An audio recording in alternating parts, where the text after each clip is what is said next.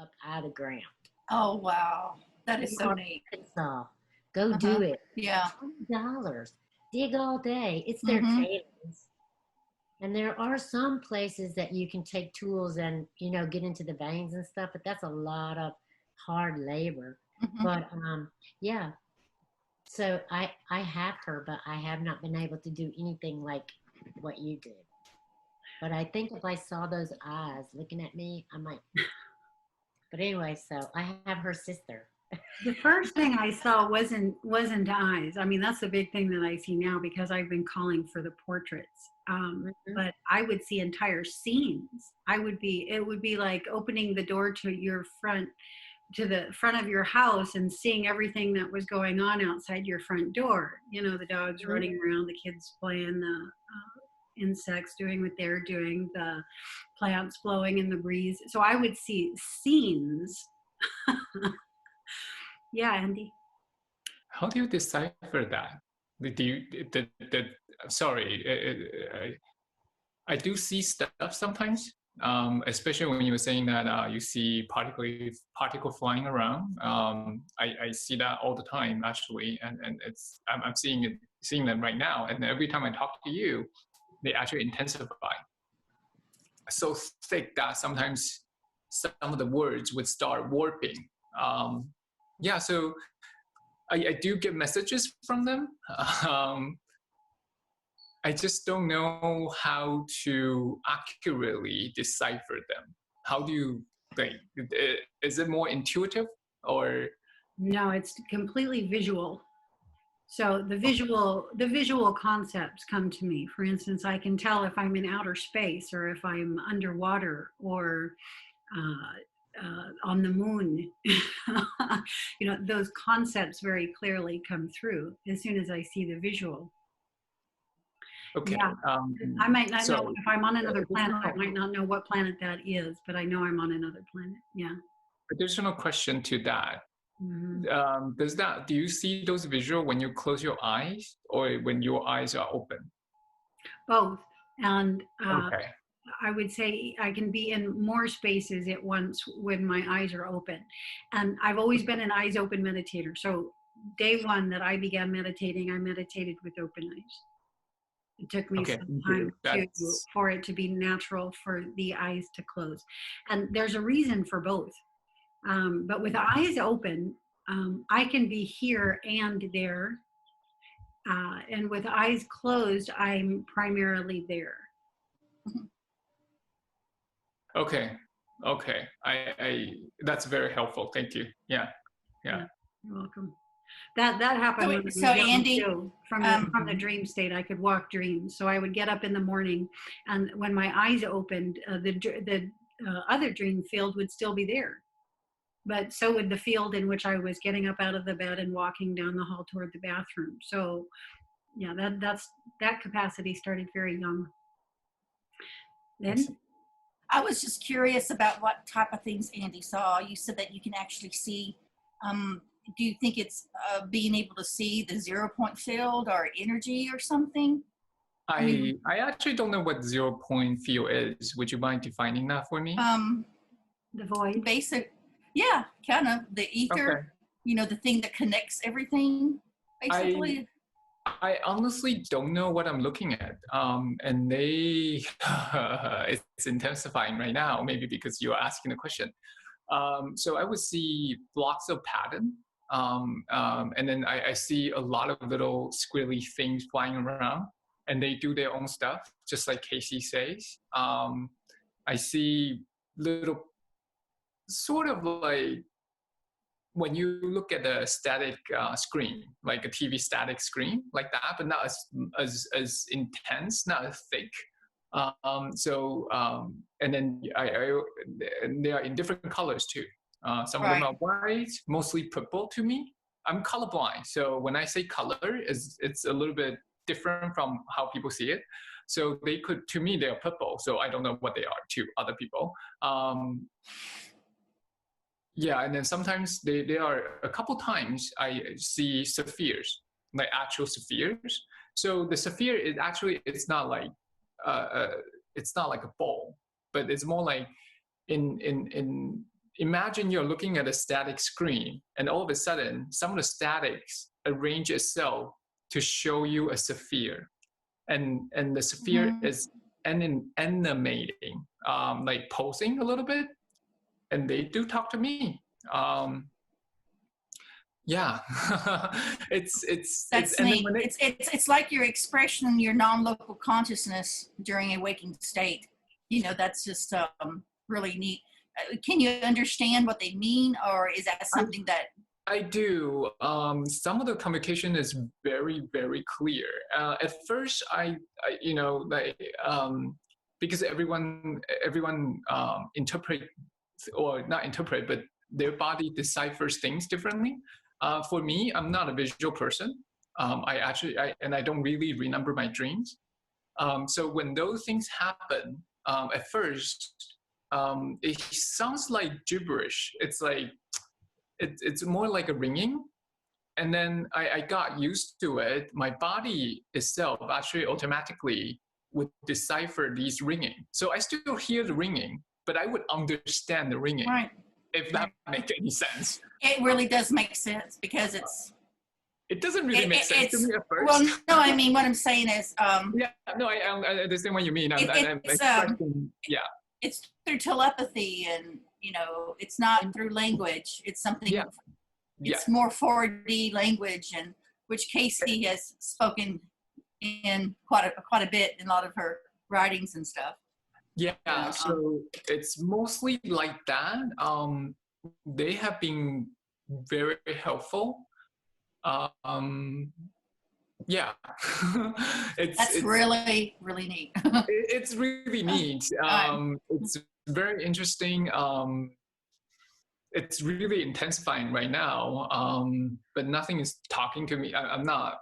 There's ringing right now. There's actually, I do hear the ringing all the time after I have awakened. I think sometime last year in March, I hear this constant ringing, but it doesn't really. I don't always understand what the ringing means. Well, that's part of the vibrational frequency that you're, you know, picking up on. You know, it's really neat. That's what I thought too. So, and then when I look at trees, especially trees, there's trees are wonderful. When I look at trees, I can somehow understand what they're saying. Right. Yeah, plants, trees, crystal haven't really talked to me yet, but they do move the energy within me. So if I touch a crystal, I can actually feel energy coming into me and my energy going out, and then, or energy coming into me and they just move around on their own. And it does feel like it's the crystal that's moving energy to do something within me, which was fascinating. Yeah, so that's why I was asking Casey, how does she decipher these? Because I do want to understand them. I would love to talk to them. I think that you will. Yeah, I just have to wait. I know I'm not a patient person, so. This takes a lot of practice, because as the OBEers here in the group know, things come in a download. So you get this huge concept, this huge block of concepts all at once. And yes, how that's going to visually pattern across your visual screen is as static, because you have to unpack it.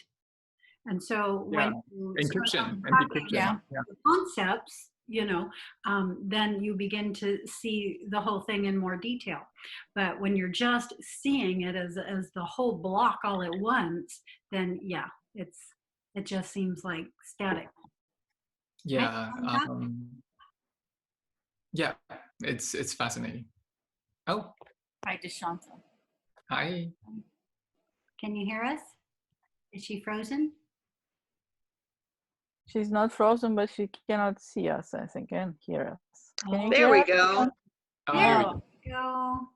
And you have it, I don't know if you're on your phone or how you do this, Right there. but you can put it to, you have two screen options, speaker view and gallery view. And if you have it on gallery view, you can see us all. Oh, there we go. What? Okay. Okay. Does everybody have their gallery view on? Yep. Yeah? Okay. All right, good. You guys are becoming Zoom experts. Oh, good. It's just we don't see them in the same order that you said. They are different in my order, and they are different in Okay, good everybody's to order. know. Good to know. All right, what are we going to move on to next? We've been talking about the crystal and how transmissions come through the crystal and all that kind of stuff. What else does anyone want to know, or what else does anybody have going on right now that they want to pop out to everyone else? Anybody having any OBEs? Mine are few and far between, but I still have them. How many do you have each year, Lynn? Maybe just 2, 3 a month. I mean, I used to have 2 or 3 a day when I was like really, but I was purposely just engrossed in it. I mean, that was like the most important thing in my life at the time. And so, you know, things change and things grow. I mean, I'm getting soon. I have a co-author. I'm about to publish a book, so it's in, you know, the study of non-local consciousness. So, you know, it's just been a lot of research, and I'm kind of doing my own graphic art stuff. So I'm busy. You know, it's like my mind is focused, but it's still good. But they're pretty intense when I do have them. 2, 3 a month is still a lot. Before we go into that, though, what were the years in which the experiences were very intense for you? About 2008 through about 2012. Okay. Especially those first couple of years when, see, I've had spontaneous OBEs my whole life. I just never really quite understood. And then I kind of ran into William Buellman through a podcast, and all of a sudden it's like, and see, what had happened is in 2006, that's when I started becoming more spiritual, and, you know, becoming more open. And they occurred more because of that. I still didn't know what they were, because I was having the vibrational states that I thought I was having some aneurysm going on in my head, because it was so whoa. But yeah, when I realized what they were and what I was experiencing, and I had always known that they were probably going to be one of the most important things in my life, it's just like I just kind of dived in it and read every book and every video. And so, yeah, it was really amazing back then. That's similar to my years. Mine were 2009 to 2013, 2014. So Right. Well, I figured you'd probably been doing this longer, you know. the meditation, yes. Yeah. That Right. started when I was down Yeah. single digits. The vision opening is what began happening for me. My wanting to be alone out in the middle of nowhere is sort of how I lived my life. So that was always really important to me. I had just moved from Nevada to California to study with a yoga teacher in Santa Monica. That happened shortly before, you know, the takeoff. What I'm going to say, it was the activation to awaken permanently. Yeah, nothing's ever the same then. Going back and forth, and you know, Right. teetering the edge. This was going to be, yeah, forever and permanent. Yeah. Right. Yeah, I've had a lot of contact with you know, non-human entities. You know, it's been wonderful, and yeah, it's exciting. I'm about to move. Actually, I'm still gonna be in Missouri, but I'm moving near Springfield. If anybody knows anything about Missouri, but yeah, I've got a new teaching job, and I'm very excited about that. Good. Mm-hmm. Congratulations. Thank you. And my daughter's going to be going to the university there, and I can't keep her too far from me. So, you know, she's my only thing, my one and only. so you're still doing 2 to 3 OBEs a month, which is still a lot. Okay. Yeah. Somebody who's not focusing on it, and now it's just happening when I get more vibrations. I probably have those probably once or twice a week. It just, I guess I just kind of not act upon them, you know, so yeah.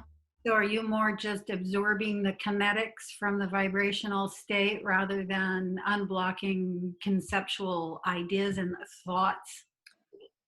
I feel like I probably just, not into it to try. I do try sometimes. I try to exit, and sometimes that fails. It seems like it fails quite often.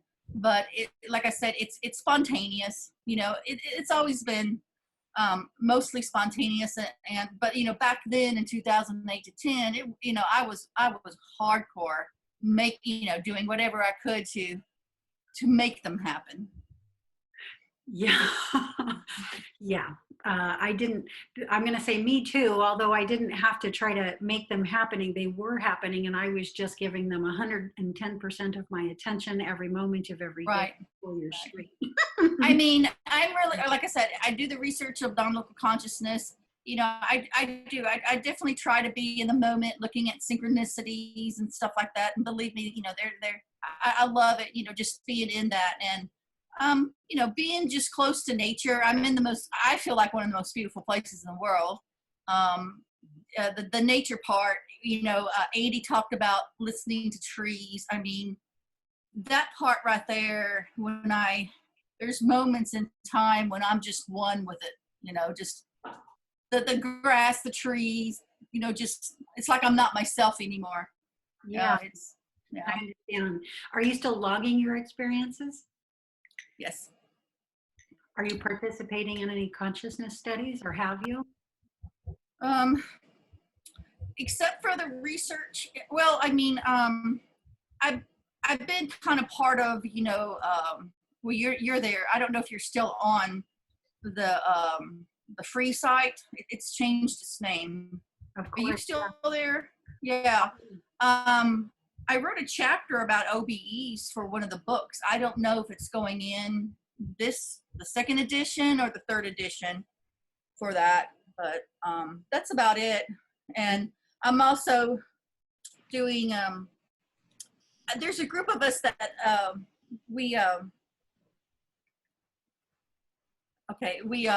interview people.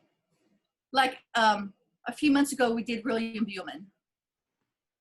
That was the most floored back thing I could ever. It's like, I am not worthy, so yeah, I'm kind of part of that too. So yeah, it's part of that. I'm hoping to be more involved in, more of the UFO research and stuff. Yeah. I'm participating in that program myself. Anybody else participating in the program, the ET program? What's the ET program? That would be anything involving your connecting with extraterrestrial intelligence and bringing the awareness of that level of consciousness into our own. I recently watched, sorry, this is kind of digressing, but I recently watched the Dr. Before sorry, you go ahead. You say that? Who are you saying? Dr. what? Dr. Is it sorry, Greer? something? I'll remember what I'm going to say. No worries. Oh. Andy's a channel. Yeah. And he's involved in the program, whether he realizes or not. I do realize that. Shanta is, right? Yeah, I do realize that I'm a channel. But then the interesting thing is that if I'm taking over, let me know. The interesting is that the information that have been channeled and the information that I have gotten from channeling, it's very different from what's been channeled. So I'm not that I don't want to share it. It's just that it feel a little bit more. I'm completely okay with the content that I receive, but it's different from what's out there, and yeah. You're just beginning, yes. I know. I look at him being so young, and he has so much to. I mean, oh my gosh, what is he going to become? It's different in what way? Can you tell? Enormous. I can't imagine what he, because he's kind of like beginning his journey, and he's just and he is so much there already. Ioana wants to know how the content is different. Okay, so the biggest part is actually And I'm okay. The doing biggest it difference. while you guys. Yeah. So the biggest difference is that you know, most people would think about Anunnaki as reptilian. They're Yeah. actually not reptilian. Anunnaki is actually a general term, a group term for all the ETs that came to visit Earth, and that we humans at that time saw and met, and they just call everyone Anunnaki. So yes, some of them are reptilian, some of them are feline, and some, you know, like it's actually a general term. But then I read what other channeler out there was saying. They basically had this consensus that all Anunnakis are reptilians. Right. Right. So You know, you can't fall for a lot of what other people say and things, especially in the form of fear based. Yeah, there's no fear. It's just that I don't want to, what's the word? I don't want to go into this discussion like who's right or wrong, sort of like that, like duality. So I'm still receiving. I just, that whatever comes, and then I just, yeah. Because that's wonderful. There is no right or wrong. There is no object reality, as we all are beginning to realize. So your Anki is your connection with the concept Anki, and that is what it is for you, just like it is what it is for everybody. The creation story of how humans were manipulated into our current form was one of the very first transmissions through the crystal for me, and that's how Anki and Enlil and that whole story began coming through for me. And through the crystal, I can visually see that my own connection with this energy, with this entity, is a reptilian, and it's not the kind of reptilian like you would fathom. It's, the face is very long, like a horse, and it, you know, ends down here in a mouth that's circular. You know, I put through a lot of those rendered. Yeah, that's what I saw. Yeah. Very first, yeah. So that's just the visual that comes through here. Now, of course, that's coming through my own lineage, through my own connections. So, and so I'm sort of fortunate in that I get a visual, and I get the kind of visual that I can actually show you. It's not behind my eyes. I can get it to render. That part of the crystal work is so fun, especially turning on people's visuals. I remember when I first started posting these, almost nobody could see. A few people could. Jennifer Clarascura could definitely see, and we were seeing the exact same thing, and there were a few others. And then slowly but surely, and this is what the frames are designed to help everyone with, the more you take your gaze into them, the more it's like taking your gaze out a window. Your brain waves start to restructure and reconfigure, and you follow those reconfigurations into frequencies that allow you to see what's in the frame. And the more you do this, the more you can see. And do you relax your eyes, like non-focus, to do that? You know how? Yeah. Yes, you soften your gaze. Because that way you're not looking for detail. You're looking for the whole thing all at once. Right. And the details that are important to you are the details that are going to pop out into your awareness first. And the more you do this, the more those frames you can see it's like opening your front door into a living, you can use them to go out of body, as we like to say. Yes, and you can go into those frames. Robin. I have to go. We gotta do his Zoom birthday, but oh my gosh, I want to do this again. I want to hear all of your adventures. Thank you so much. Thank you, Casey. I'm sorry I have to leave early. Oh, that's okay. Thanks for coming, Robin. It was good to see you. I'll see you again soon. Everybody have a beautiful week. Okay. Boy, happy birthday. Oh, happy birthday. Happy birthday. How many are you? Can be 5. 5. Oh my gosh. That's a big boy. Are you going in kindergarten? No. You'll be going into pre-K. Yeah. Bye, y'all. I'll let you have your meeting back. Bye-bye. Thank you. Bye-bye. Bye. So cute. Okay, where were we? So before you start anything, I want to share something because you just say something that's so interesting. You were saying that the Anki that you see is a long like horse face with a circular mouth right here. Mm-hmm. One of my so one of the first channeling I had with Anki, I literally felt that my face morphed into a long face with the tube coming out.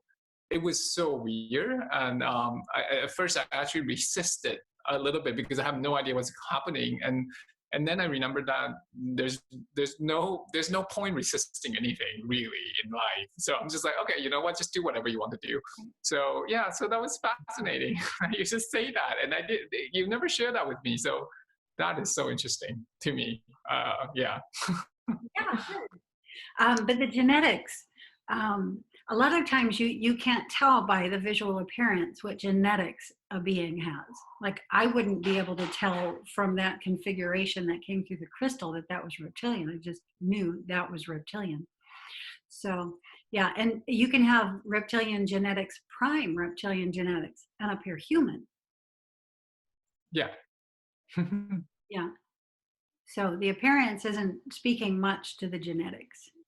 Not when you go galactic. I don't even know that it does much when you just look at it planetarily. So, okay. What else? Deshanta, tell us what's going on in your world. Hold on, I gotta change direction. The wind changed. Okay, well, I've had, those of you that don't know me, I'm about to turn 25, and I'm a mother. My little boy's about to turn 5, and he has experiences just like I did when I was his age, out-of-body experiences. And I have an abnormally large dream recollection, and I've journaled my dreams ever since, I don't know, probably about 10. But my out-of-body experiences, I go to different planets. I don't know their names. A lot of the time I'm in a school setting also, and it's always hot. And I always wake up with my whole body vibrating, but I don't know to do anything with it. So I just lay there and just kind of let it sink in until it goes away. But recently, my out-of-body experience that I had a few nights ago, I woke up and I saw my body laying in bed, and on my headboard, I saw 2 egg yolks, like chicken egg yolks.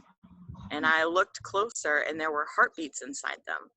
I don't Google my dreams or dream interpretations, so I don't really know what that means.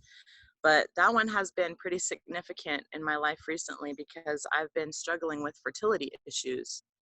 So if anybody has insight on that, I would gladly listen. But I connect with ETs, and one of the races are called the Ponti, and they reside in the Sandia Mountains in New Mexico.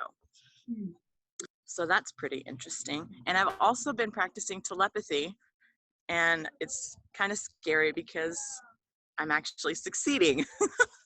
Wow. Tell us about give us an example. Of telepathy? Yeah. Guesses. Well, there's some with ETs and some with my husband. With some ETs, I'll go outside looking for craft, initiating contact, and I know that I'm succeeding because I'll send them a telepathic message, and that's when they'll come down and say hello, or they'll send a song in my head, and I'll sing the song out loud, and they'll flash at me. Or with my husband, I hear his thoughts. If we're having a conversation, I find myself finishing his sentences before he gets to them.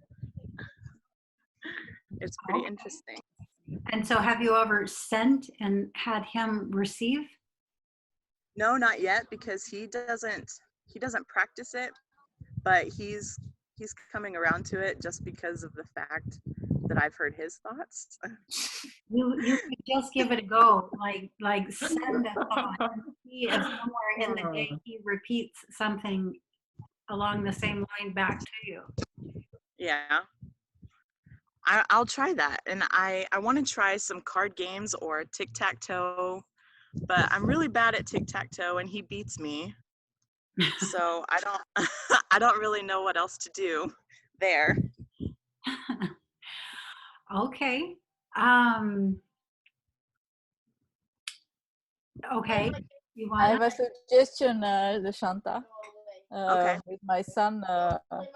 Just a second. Lieverd, wil je zachter? Alsjeblieft. He's talking to other friends on a video.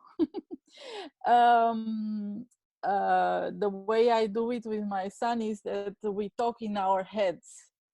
And so for example, we had last year, we went to Romania with holiday.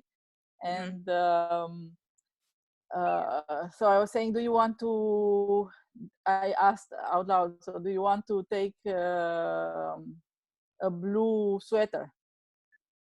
And then he said, I don't know. And I was thinking about the blue sweater because I had it in front of me. And he said, no, not that one. And then he said out loud. And then I was looking at another one. He said, yeah, that one. He was in another room. So That's cool. I'll try that. I know sometimes it can be spontaneous, not expected, but it can also be taught and learned too, and honed in, and that's really neat. Let's ask Monty they actually have a primer. They call it a primer. I call it a primer. They actually have a primer for anybody that wants to practice, and they say to practice for at least 100 days and then try initiating contact, and 9 times out of 10 you'll be visited by them. Deshanta, are you grouped with us over on the contact modalities group? I'm not sure. It used to be the free group. I don't know. You should definitely be over there with us. Okay.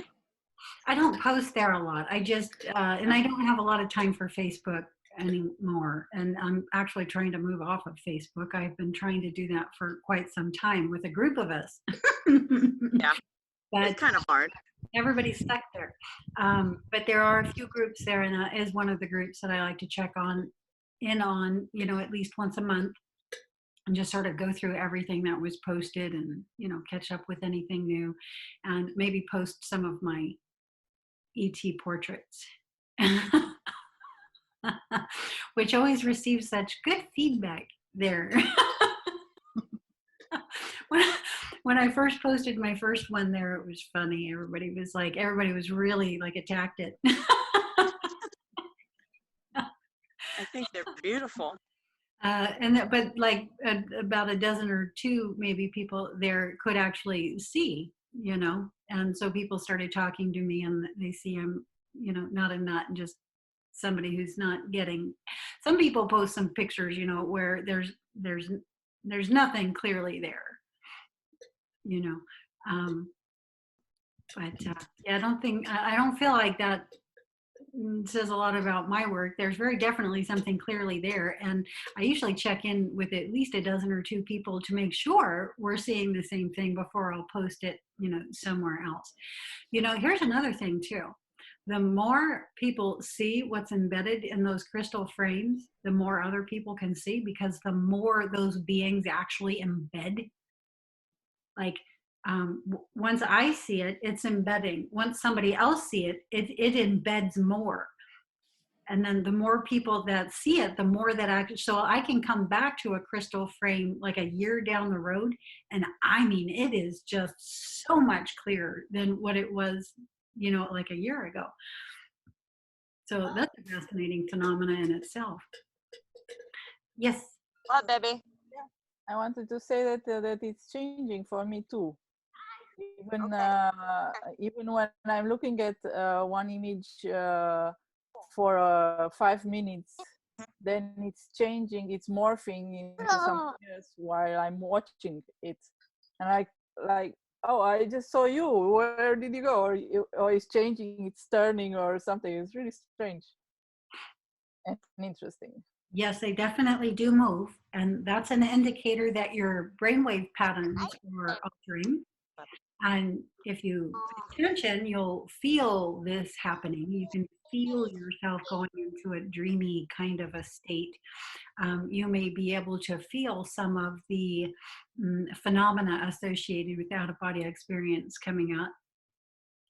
For instance, you may feel like you're slightly floating, like there's a sort of warbling as though you were in water.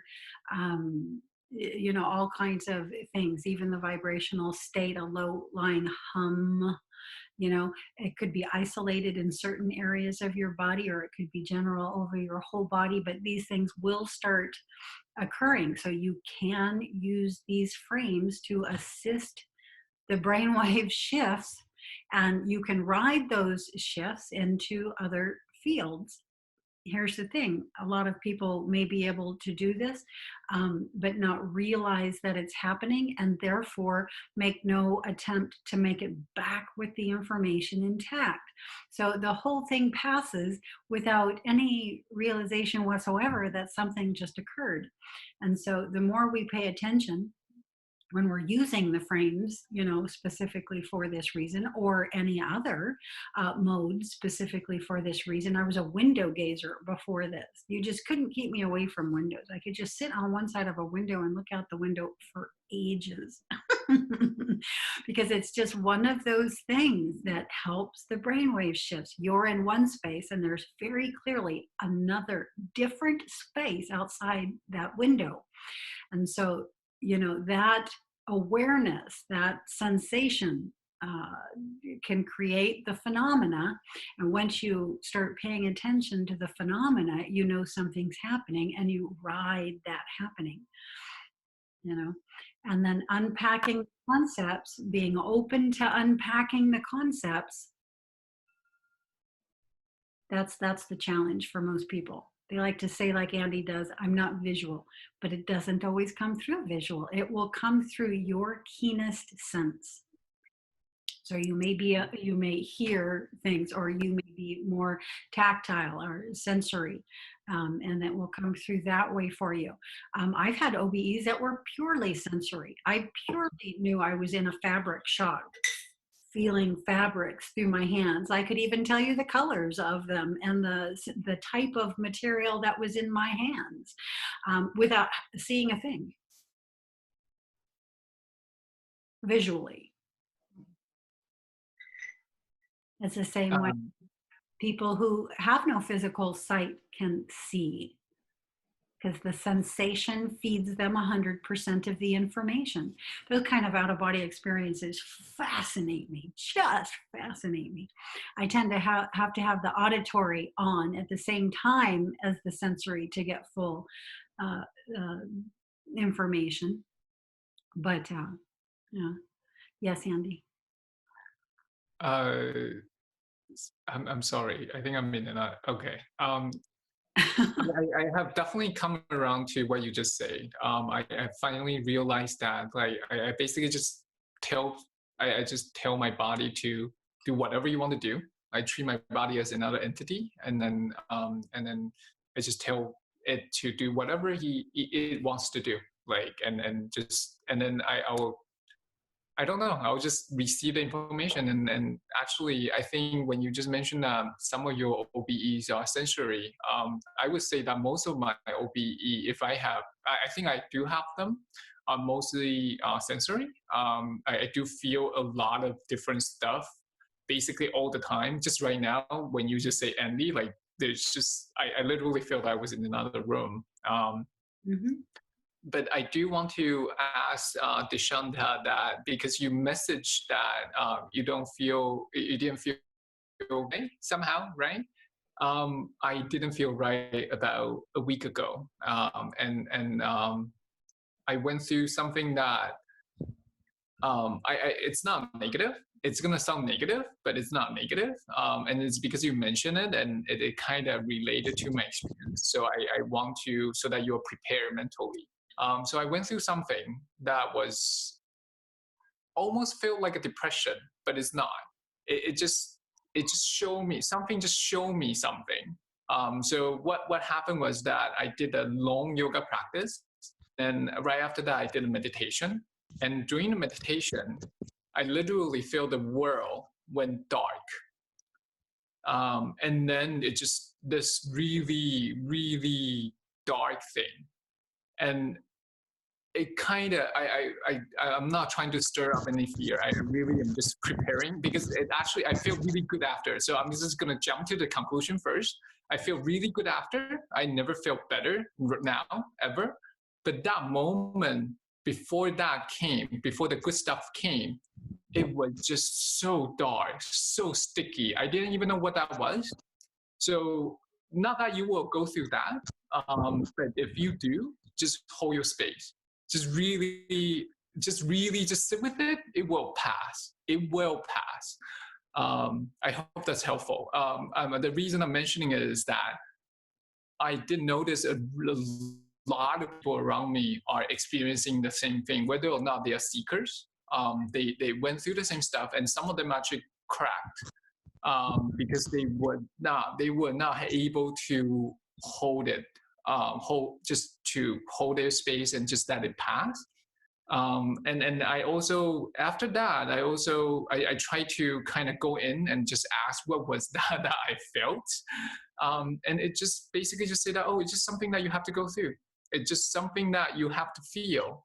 So yeah, I just want to put that out there, because when I was experiencing that, it was scary. Not that really, but then the conclusion is that I actually felt really, really good after. I never felt this. I don't really have doubt. I only have curiosity. Now I don't have doubts anymore. So yeah, there you go. Well, facing your fears and blocks is a very important thing. And it's something that I do often in my OBEs. It's like I could say things that would be kind of really frightening, but what it is I was facing my own fears and breaking through it.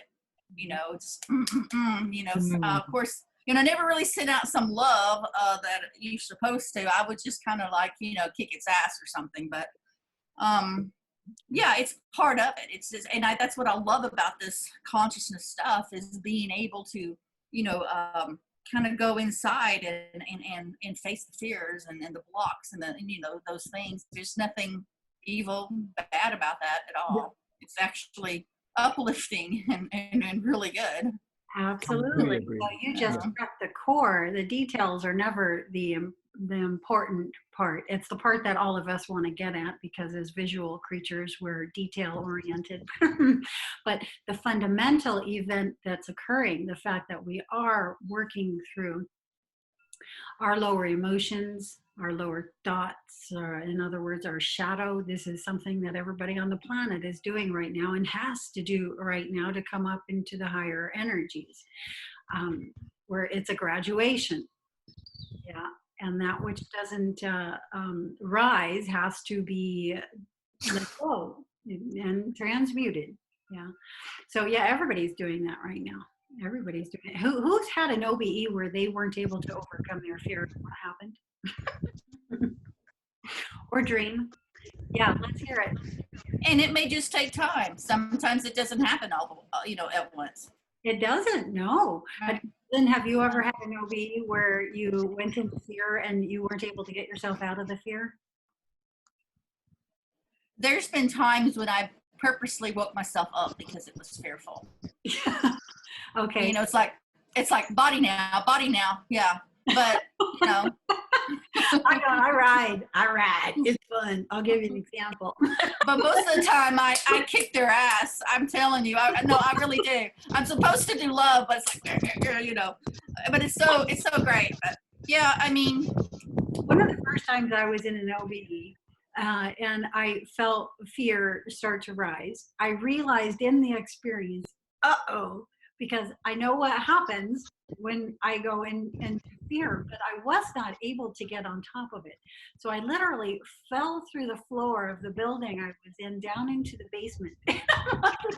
And there was actually levels of this that happened very quickly, but the more I couldn't overcome, the deeper I fell until I ended up in the basement. And I'm walking down this dark corridor in the basement, and things are going faster and faster and faster, meaning sort of out of my control. And there was something out in front of me that was coming toward me that I didn't want to reach. And so, yeah, it was heart pounding.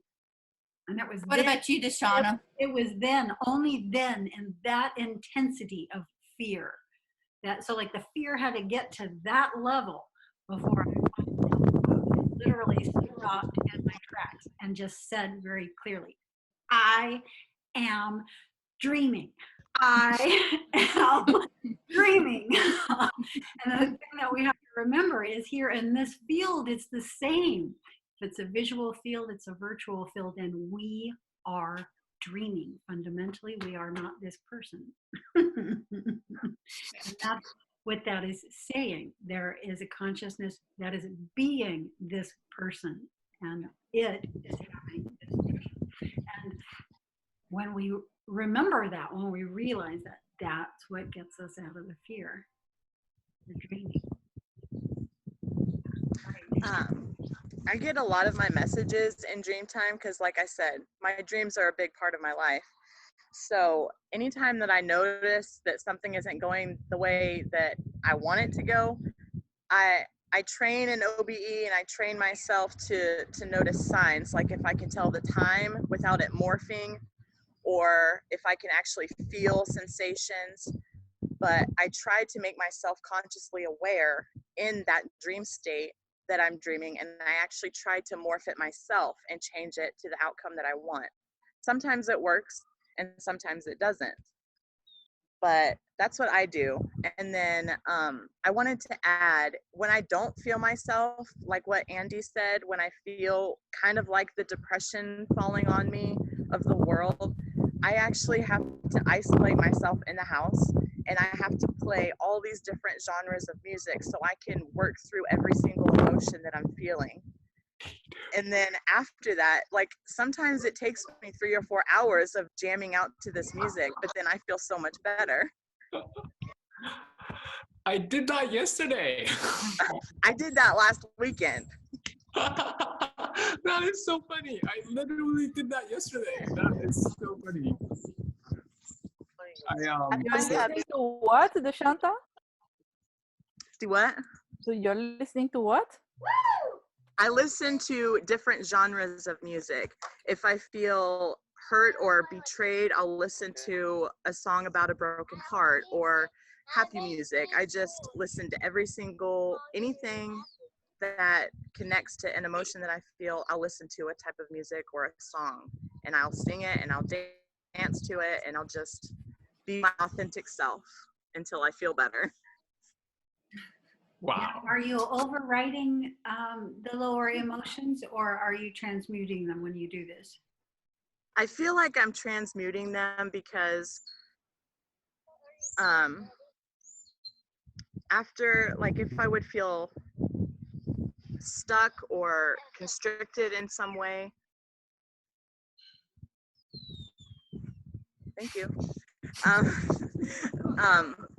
I'll sing a song or two that would make me feel that way, and if I don't feel better, I'll listen to it again or another type of music until that feeling goes away. So I feel like I'm working through it. So do you, in this process, do you have awarenesses come to you of that which led to the lower emotion? Mm-hmm. Okay. And then what do you do with the awareness of those things? I make sure that everyone else around me knows the way that I'm feeling, and I'll ask them to go off and do something else, because I know that if I don't do what I need to do, then I'll be a bitch, or, like, I won't be myself at all. I'll just feel grumpy. Yeah. That's awesome. you're dealing with your emotions so amazingly, you're Thanks. Sometimes I don't feel like I'm doing it right, but sometimes I Well, do. you're trying. I mean, Yeah. you're tempted. That's Yeah. what counts. Yeah. Okay, who else? Inker, we can't hear you yet. Oh, we've never been able to hear from Ingrid, have we? We're having throat chakra issues. We're having. Casey, you have somebody in the back of your camera. Somebody. Oh, you sure do. Someone's looking in your window. Oh. They saw you, but I didn't see you. This is my niece, Brielle. Wave, Brielle. They can't really see my hand. Yeah, they can. Okay, Okay. Do we have anything that is in the format of questions? No, I just had a few things. So the Shanta, your dream. The first thing that brought your dream about your egg yolks. Do you eat meat? No, I do not. I've been a plant-based diet for almost 3 years now. That's interesting because that's the first thing that brought that to me. But that could be that twins are looking for you, so Okay. they are looking at you on the. I do. I don't see them in a dream stage, and I don't see them as egg yolks, like a perfectly. I assume that the chanda that you see a perfectly wrong egg yolk, right? And then golden, right? But I do see spheres like that. In when my eyes are open actually, and that usually, which kind of like sometimes I don't even believe my own eyes. And it usually happens when when I open my eye after my meditation. They usually want to tell me something intuitively or yeah, intuitively, most of the time. And they usually come as a feeling. It's not really emotion, but it's more like a feeling. And all I do is when that ever happens, I would just look at it for long enough and then close my eye again and meditate. And sometimes I'm able to decipher what they are trying to tell me. Yeah, so maybe you can visualize them again when before you sleep, and just see and ask. And I find one thing, I do this all the time now. I will actually ask. I would just ask. So what are you trying to tell me? Or I ask them, would you? There's one time I actually did this ask and it actually worked. I don't understand you. Can you be more comprehensible? Can you present it in a way that I would actually understand? Thank you. And I would actually say that inside my head. And there are times it actually just changed the message so that I would understand it. I'm like, why didn't you just do that? I'm just being sarcastic. So yeah, that's my experience with these things. Yeah. Yeah, a lot of times we just say to ourselves, I don't understand, or I have this connection or this contact, but I don't hear anything, et cetera, et cetera, et cetera. And that way of approaching the experience will take you into more of an experience of that. So that's the importance in what Andy just said, and being aware of what our questions are. That's the number one way to get in. That's the number one way to get information. Yeah, and then realizing that the way the super and subconscious speak to the conscious mind are not necessarily in a skilled fashion in the understanding of how a conscious mind is and thinks and behaves. And so the way the messages are sent through are the way that it would make sense to them and not us. So asking for that clarity in the sense of receiving a message in the way that you will understand the message is also likewise very important. How many of you have tried this who say you can't get information or can't get out? Have you tried this? When you're laying down at night getting ready to go to bed, Andy never remembers his dreams, or doesn't get a lot of dream recall. How many of you at the moment of going to bed say, I do actually. I almost do that. I do that almost every day. I go into bed and saying that, can I please remember my dream? Please. I actually say that out loud. And then before, or I would say that I know I'm dreaming because I wake up with the vibration, a whole body vibration, and I would just say that, you know what, I had a whole body vibration last night, this morning. Can you please show me? Let me remember. Sometimes it works. Sometimes it works. yeah, I change Yeah. my full energy. Yeah. Not let me, and not please can I, but tonight I am going to remember my dreams. Tonight I am asking for assistance to help bring that content back with me. Tonight I am asking for assistance in unpacking the concepts in a way that makes sense to my conscious mind. So you're programming it going in. You are taking charge from your end of the equation.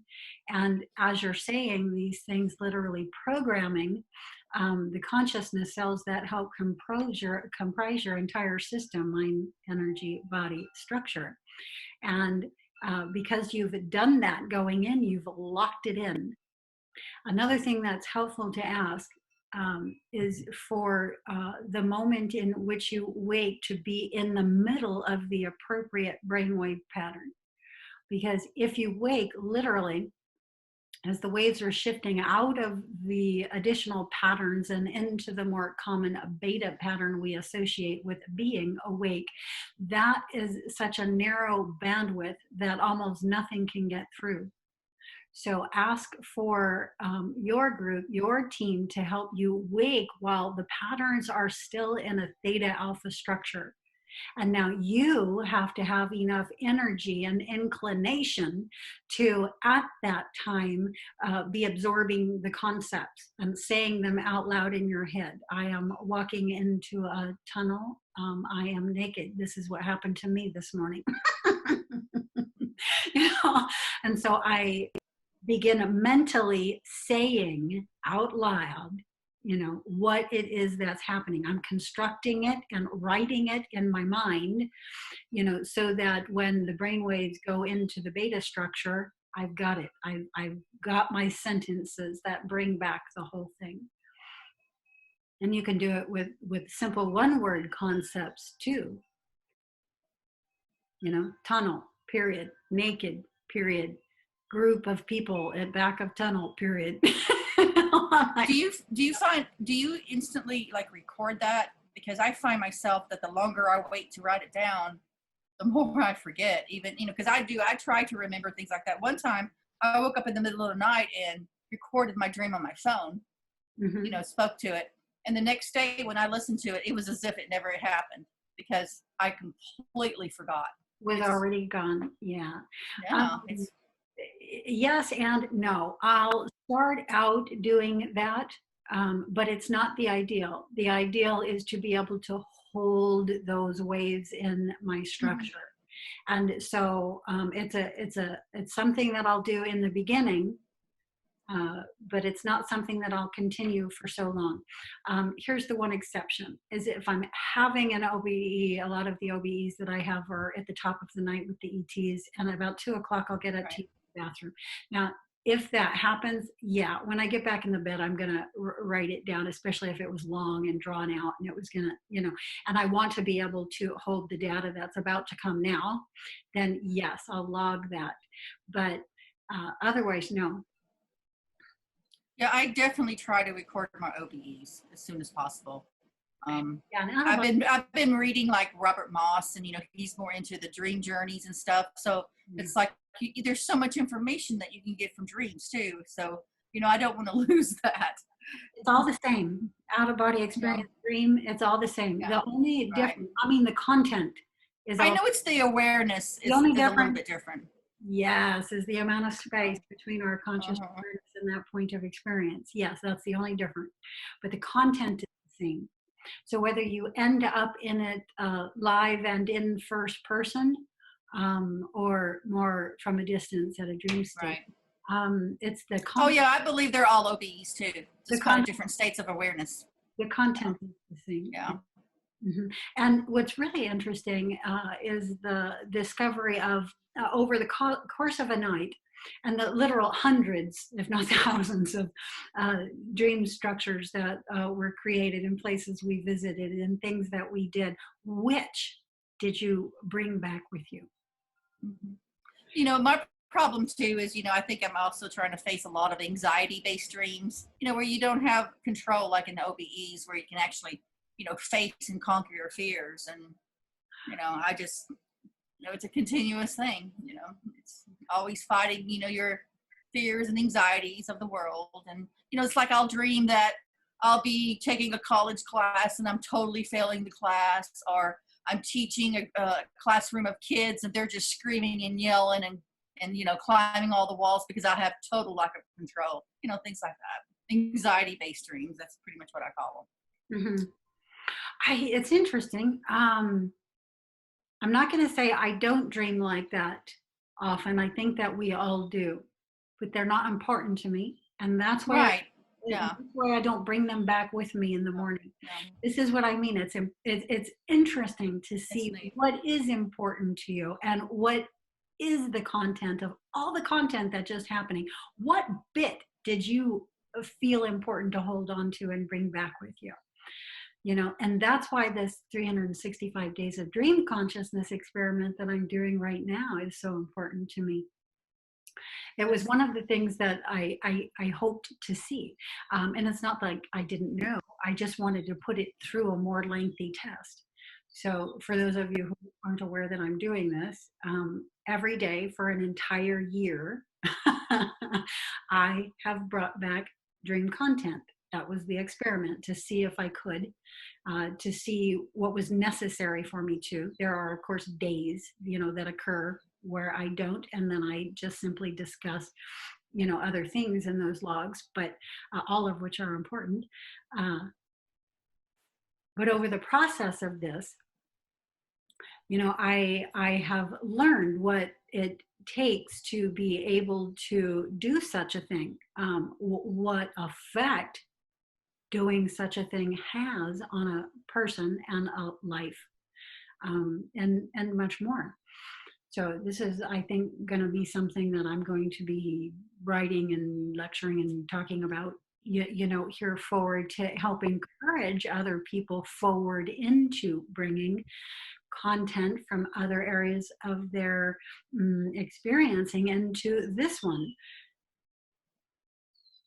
You know, it's time. It's part of the graduation.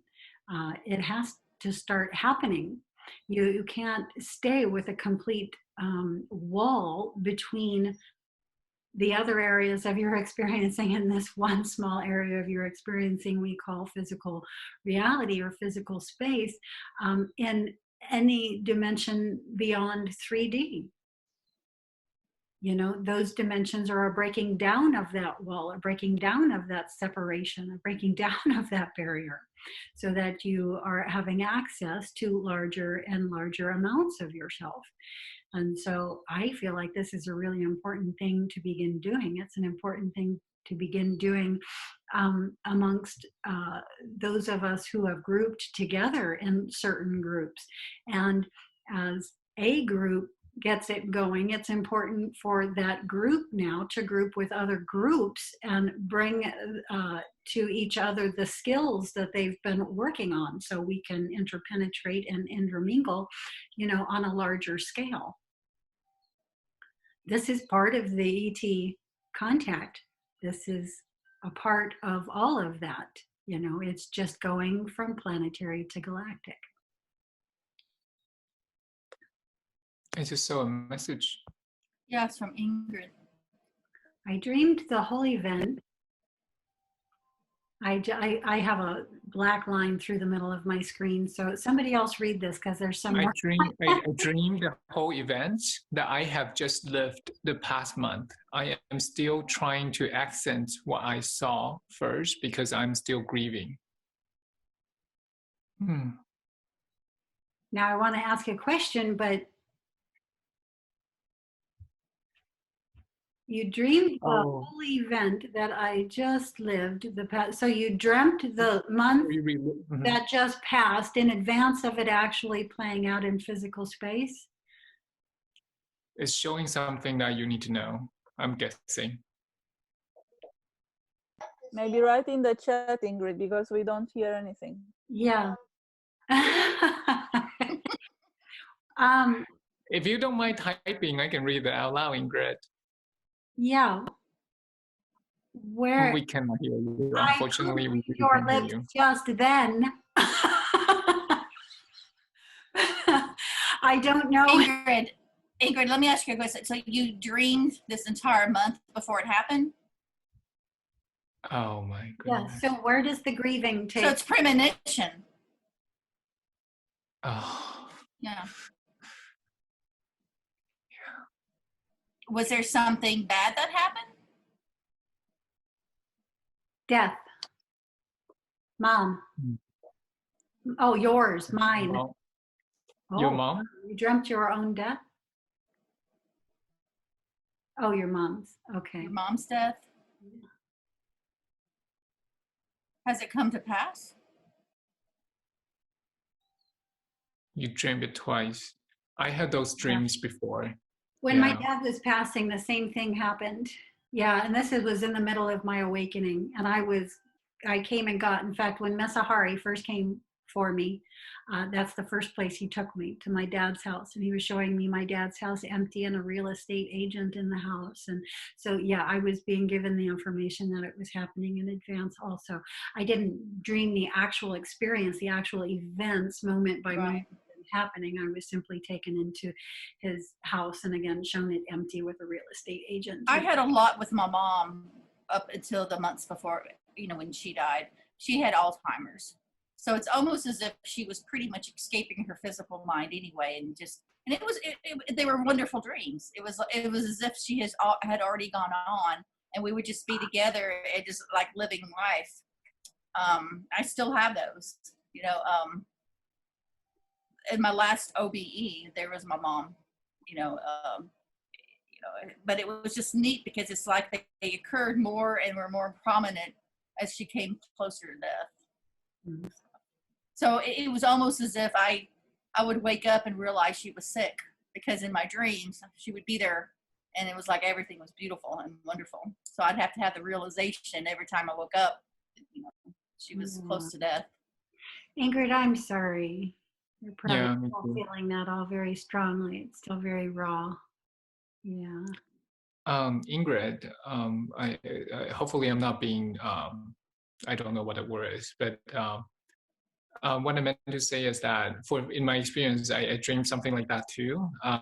It's also a premonition. It actually happened down to the detail. I rarely remember dreams, and that couple premonition dreams was also something that was bad that happened, and it was actually before my awakening, so which was even more significant to me. The experience that I draw from that is that it was preparing me. It almost at that time it almost felt like the person that the event that happened to was trying to prepare me mentally. That's why I was given that, because I honestly wouldn't be able to cope with it with if I didn't have that dream. I would have completely broken down, and I wouldn't be able to cope with it. And because I had that premonition, for some reason it sounded really terrible, that I was more calm.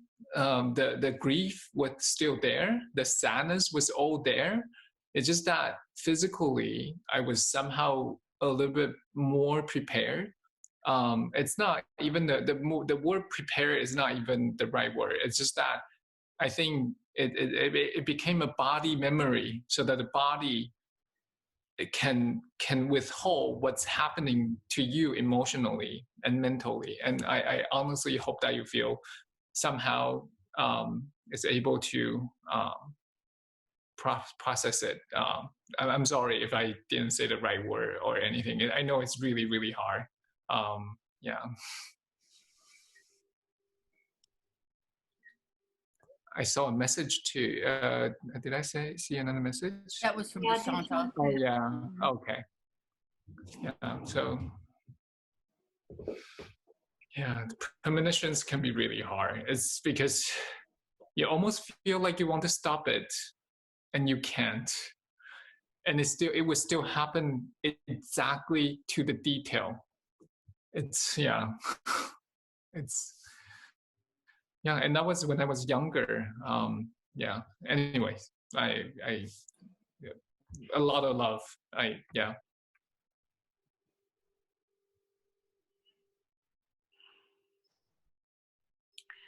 Have we touched on everything that anybody or everybody would like to bring forward today?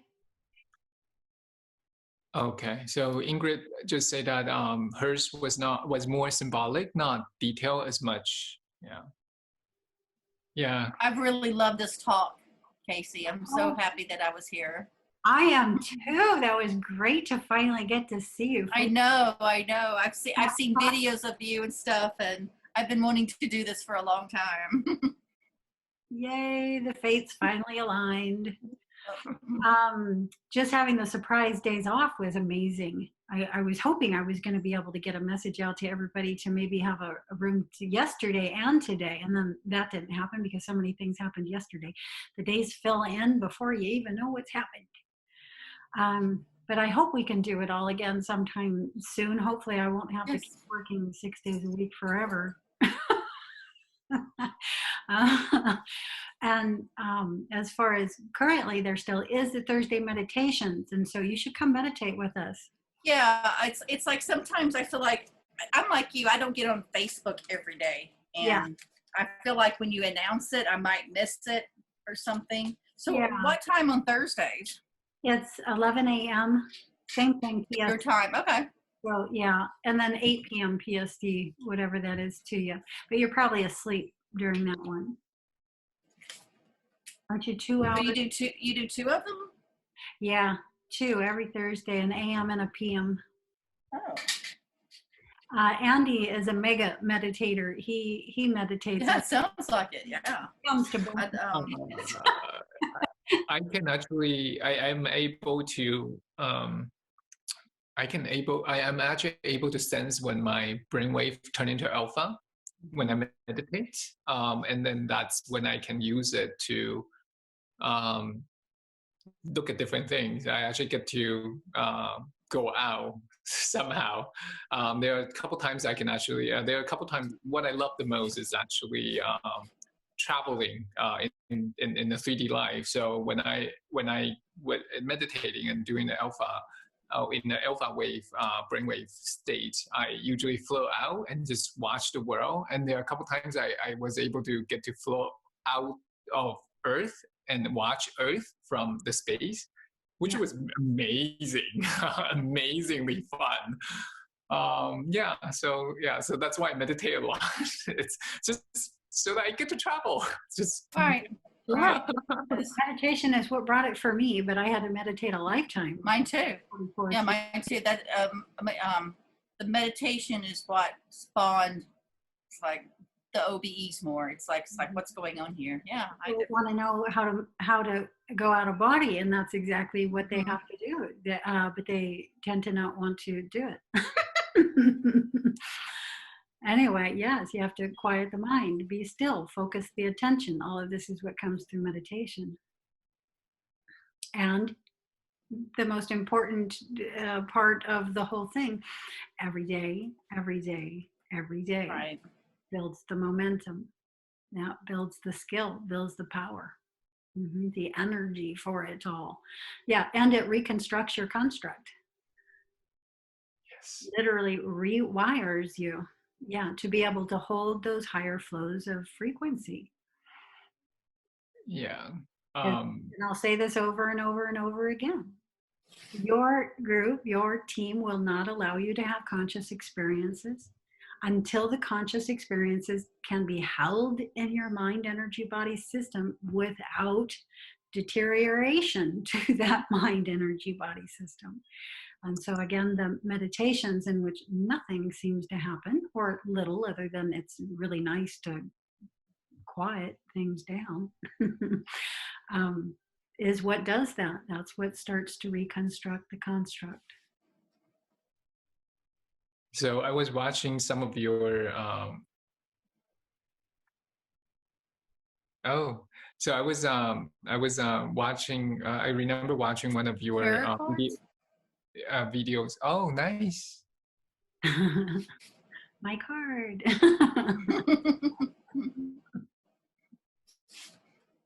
Sorry, what were you saying, Andy? I'm getting into tarot cards these days. That's why I got distracted so easily. I'm studying the Tree of Life, and then Tree of Life is so much associated with tarot cards, and yeah, I'm really into tarot. I'm trying to research into that. What I was saying is that I was watching. I remember watching Casey's top-down awakening video and how your body was transforming. I got some of that the other day. Actually, got some of that multiple times. Like there are times my body just completely fried. I guess that's the word, because there was nothing wrong with it, but then there's just so much soreness on one side, and it would just switch from left to right, right to left. But the good thing is, it fixed my sciatica. So I'm like, oh, yay. Yeah, but then nice. the process is it's kind of testing. That's all I can say. The Kundalini process for me was painful, and I did it in full. It was painful, yeah. I stayed awake and was kept awake through that whole process. It literally was like every bone in my body, beginning with my feet and moving up my legs, was like just every bone being broke and reset. It was literally that painful. And it was a process. Every area took up every night for about a month. I'm lucky then. I only got like bit by bit, a little bit. There are times I wake up and I would feel like my right body or my left body is completely being taken apart and put back together. But then it feels right, but it's just really sore, and to a degree that was, a pain. And we practice yoga, so my pain tolerance is actually quite is higher than average. So yeah, it was painful. There's feeling the result, and there's feeling the process in real time. And I did the whole thing. Yeah, I'm luckier. I actually don't know of anybody else who did. And if you come across anybody, please let me know, because I will. Hearing their process and their stories. Yeah. But fortunately for me, or I should say, and fortunately for me, that willingness to stay awake through the process is what resulted in my ever-growing capacity from that point on to consciously go out of body. Because it was like a reward. So after 2 hours of these Kundalini flows that were, literally taking me apart and putting me back together again, I would pop out. Oh, so nice. Well, a so nice result. I learned that staying awake and alert and feeling and experiencing that whole process, it was going to have a reward, and it made, it bearable doing it each night. Otherwise, it would have been entirely unbearable. It would be, like having the pain of cancer growing in your body without, any relief ever in sight. So that was the sort of, well, I was interested in the process too. I don't want to say I wasn't interested in the process. I was like, what in the world is this? What is going on? you know, because at the same time, there were phenomena that happened in the process too, as pain will always be dissociative to a degree, you know. And so you know, the first thing I would notice is that I was laying there, I'd be laying there on the floor. I was still floor sleeping during this part of my process, but I was also up there on the roof, you know, looking down, and I had a clear experience in each of those two locations. So, and it was a merging of that experience, you know, from each of those points. Just fascinating. You know, I'd be laying there with my eyes closed and realize I do not know where I am in the room, you know, and my brain was shut off. I couldn't use my brain in the way that I could before. I couldn't use it to access memory. I was only ever from the point of my activation right there where I was. I could bring information forward to the right here, right now, but I couldn't take myself back into it. So I couldn't remember, I couldn't retrace my steps, in other words. So when I was laying there, I couldn't retrace my steps to see where I had laid myself down in the room. I just had to sit there in the knowing, wow, I really can't tell where I am in my room. And that would intrigue me. And I would attempt to locate myself.